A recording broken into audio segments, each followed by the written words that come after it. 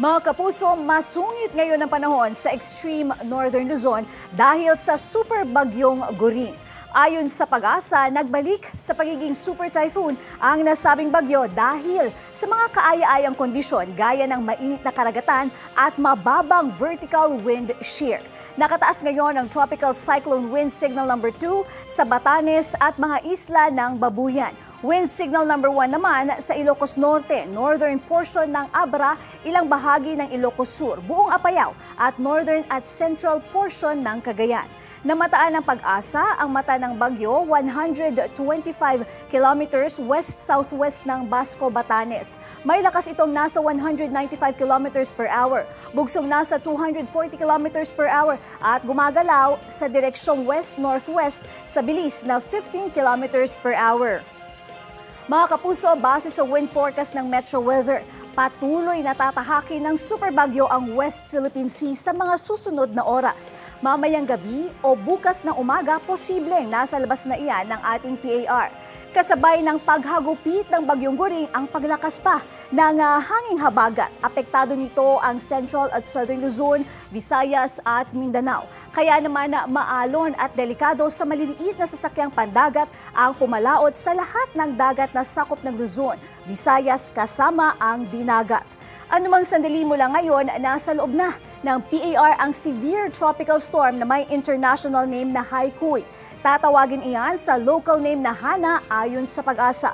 Huling namataan iyan 1,560 kilometers silangan ng extreme northern Luzon. May lakas iyan na nasa 110 kilometers per hour, bugsong 135 kilometers at gumagalaw sa direksyong west-northwest sa bilis na 15 kilometers per hour. Base sa wind forecast ng Metro Weather, mababa ang tsansang maglandfall sa bansa ng bagyong Haikui o Hana.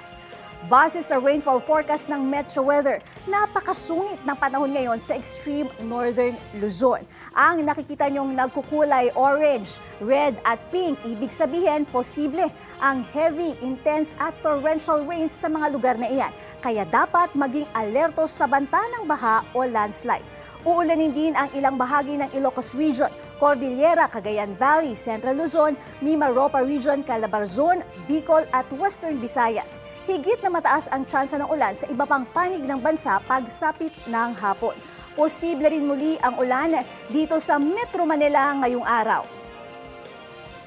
Halos 60,000 pamilya ang apektado po ng pananalasa ng bagyong Goring sa ilang bahagi ng Luzon.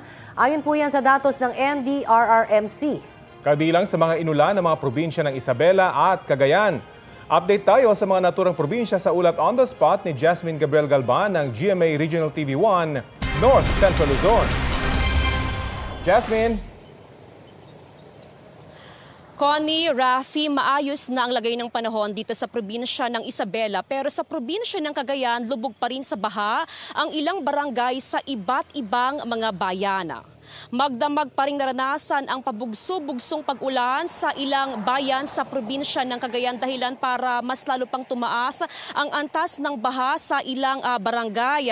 Patuloy pa rin binabaha ang ilang kabahayan. Kahapon ay sinimulan na yung paglikas sa ilang residente partikular sa bayan ng Santa Teresita. Sa ngayon, 21 na barangays ang walang supply ng kuryente. Tuloy-tuloy yung distribution ng food pack. Samantala, Rafi, sa ngayon, inililikas na rin ng ilang residente sa bayan ng Gataran dahil napipintong ma-washed out ang kanilang bahay dahil nga doon sa taas ng antas ng tubig sa ilog. Dito naman sa probinsya ng Isabela ay merong nakataas na gale warning sa baybayin kaya naman ayon sa PDRRMO hindi muna pinapayagang pumalaot ang mga mangingisda dahil posibleng umabot sa 4.5 meters ang antas ng alon sa baybayin.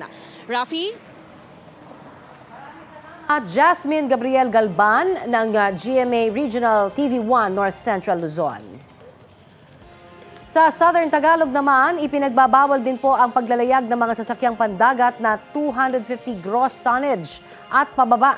Epektibo po yan sa mga seaports sa Mindoro Provinces, Marinduque, Romblon, Northern at Southern Quezon, kasama na ang Pulilio Islands at Batangas.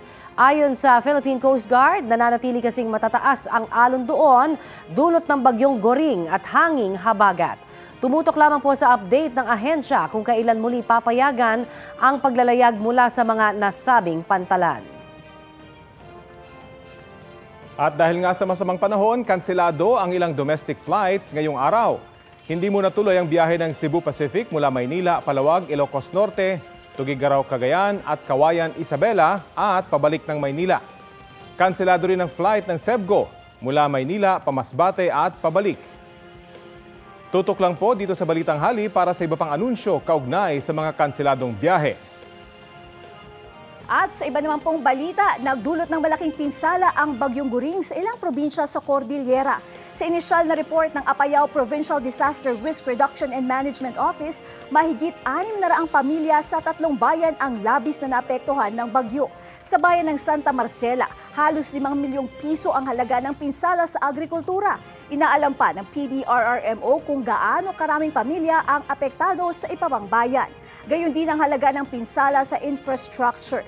Nagka-landslide naman sa bahagi ng Banawe-Bontoc Road sa Ifugao dulot ng malakas na ulan. Patuloy ang clearing operations pero nadaraanan na ito sa ngayon. Kapuso, para laging updated sa lagay ng panahon, mag-subscribe sa GMA Integrated News sa YouTube. Para sa mga kapuso abroad, bisitahin ang GMA Pinoy TV at www.gmanews.tv.